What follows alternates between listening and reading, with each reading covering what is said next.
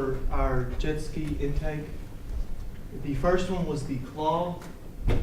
They were very thin, but there was going to be 4 claws on each side, and tooths. It had each tooth on the end, and on the handlebar there would be a button you would push to where the claws would shove the debris to the sides.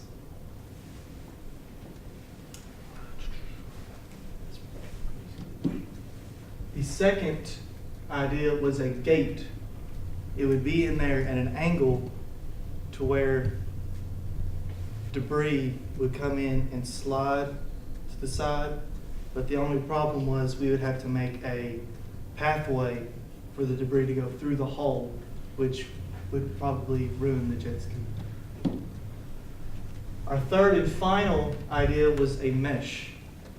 We decided to use a 2x2 304 stainless steel mesh with a 47 thousandths diameter of wire with a 453 thousandths inch opening width. The mesh itself is 82% air. The hole for the intake was 16.5 by 6.5 inches. We decided to go with this idea because based on our time constraints, the 18 weeks that we had, this seemed like the best possible idea that we could get finished. The claw would take too much time. The other two are a little bit more complex, so this is the idea that we finally decided on. The second best idea would have been a 3x3, but the highest percentage was only 76, which wouldn't allow enough water to flow through. The mesh, we tack welded the outer perimeter of it to where it won't decide to wave. We also tack welded washers on there to where the bolt locations are to get a good clamp on the mesh onto the jet ski. We had to cut out, it was manually cut to shape.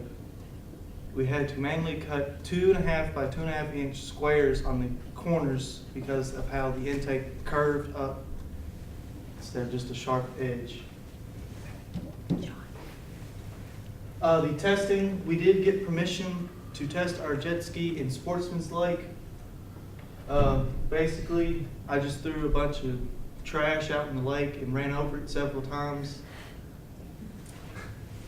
We used a regular paper bag, a Mountain Dew can, and a salad plastic top.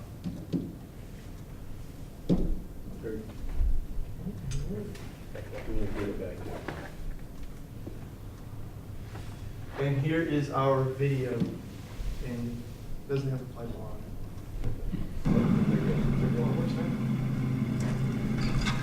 I went ahead, I just told Grandpa I was going to reverse it out to test the reversing of it. It worked completely fine, because reversing can actually throw rocks into the intake, which can damage the propeller.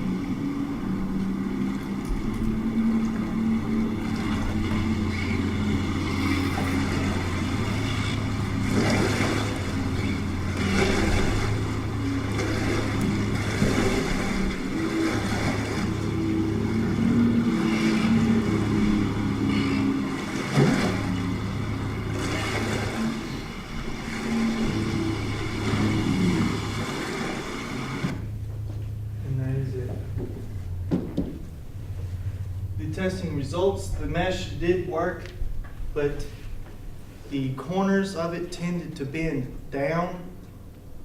That was the only problem to it. But when we took it out of the water, that was the only problem. It did not grab a hold of the paper bags or other debris. It had a bunch of leaves also attached onto the mesh. So I asked my grandpa if he had any ideas of improvements. He said, well, there's one. He suggested to weld a 1/4 inch steel rods on the outside perimeter to give it extra support. So that way in case if the mesh decides to go ahead and bend into the jet ski.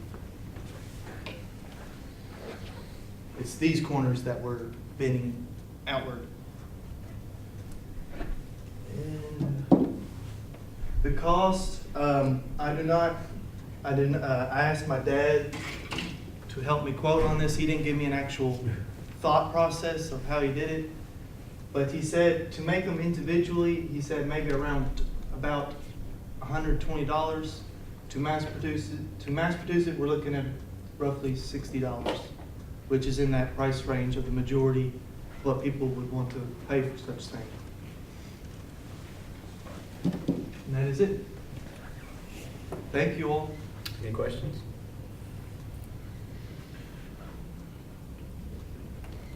No questions at all for them? I have a non-technical question. How cold was it on the lake that day? Oh, it was extremely cold. Also, it was harder to get these surveys out because there's no lakes around here. The nearest lake was Green River, and it was technically off season. It was after Labor Day. Labor Day is the last day. I didn't catch the first part. I apologize for being a few minutes behind for starting time, but where did the idea come from? I mean, is there? I own 2 jet skis, and we've had this problem several times. That's the first. That was, debris. and it's also people's problems at other lakes, also at oceans. Like Cumberland Lake would be a good example of where problems would be. I know a lot of people from Green River who have the same problems, especially on rainy weekends.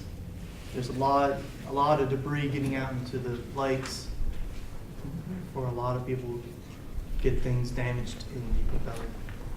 What's the smallest size particle that can go through the engine without damaging it? Probably just like a small little pebble. Can that deflect the smallest thing that can go through?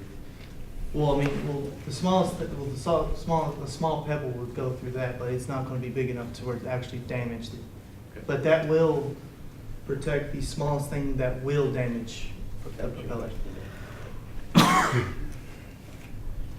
Any questions or comments for them?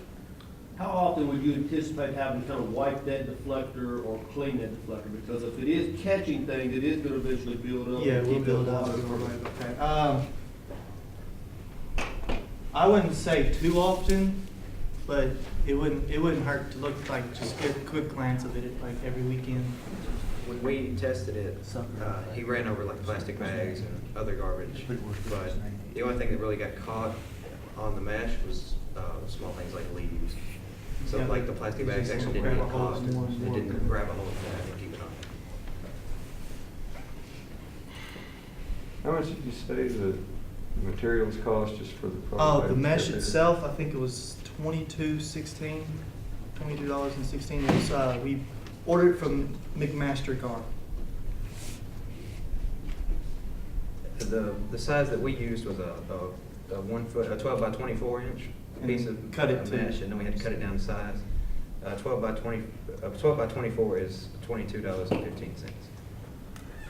Does that cost include the strip that your granddad said he would put around the outside? No, the costing is just the mesh that we made. Just what you have there? Any more questions? All right, gentlemen, go ahead and take your stuff with you on down to the room. Mr. Legge would like to speak with you and send the next group. All right. Thank you.